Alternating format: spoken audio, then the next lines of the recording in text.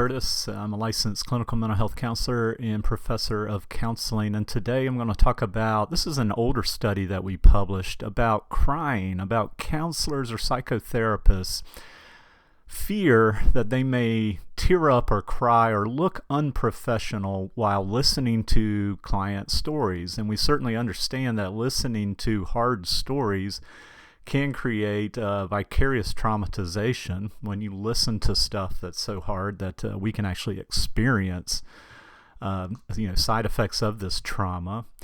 But what we wanted, I found this out in supervision. It wound up, I had probably about 5 students I was supervising at the time, and roughly it took some time for this to come out because they didn't want to share it. So the counselors in training I were working with were ashamed that they felt this fear that they may tear up with a client. And then it brought about all these types of ideas that, oh, I'm not fit for the profession. And there may be some truth to that. You do need to make sure that you're a page ahead of your clients. You're always getting your own counseling and supervision and self-care.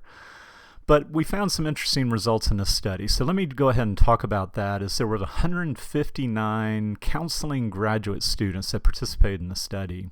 I'm just giving you a few of these resources. You should be able to find this article if you search it, through different libraries and so forth.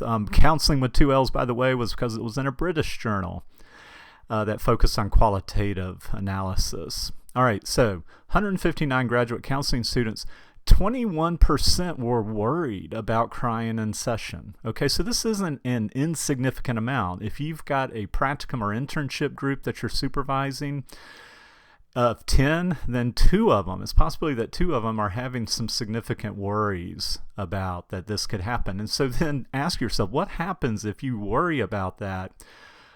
What kind of blocks are you putting up in the session to not really connect and relate to the client? Okay, so you can see how this has implications for really impeding therapy.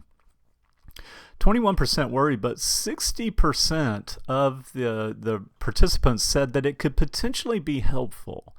And in the qualitative analysis, what they said is that if it was just tearing up as the counselor was telling a hard story, as the client was telling a hard story, that it actually was a strong demonstration of empathy. Okay. What they did say, and this does make sense clearly, is that if the counselor lost control and could not get their tears under control, that would be very problematic in working with a helping professional. I don't mean to laugh about that. We want to take good measures with self-care and our own personal counseling. But what I hope that this article will do is just shed some light on something that we did not find a lot of research initially with, is just that fear of tearing up with a client is normal. There are instances where this could actually demonstrate empathy, probably far more than your words could, but you do need to make sure that you are taking care of yourself, because losing control and crying uncontrollably would be disadvantageous to the counseling relationship. Or deleterious. Maybe that's the word I should use. All right, good people, just another study that we've done.